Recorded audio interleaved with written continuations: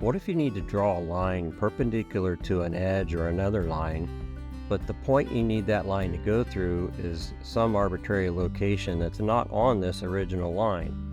That's an easy solution with a compass.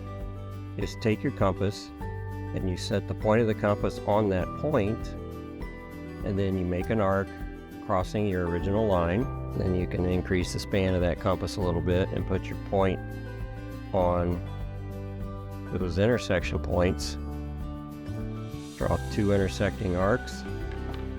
Now the line between that intersection and that point, you connect those two, and you know that line is going to be perpendicular to your original line.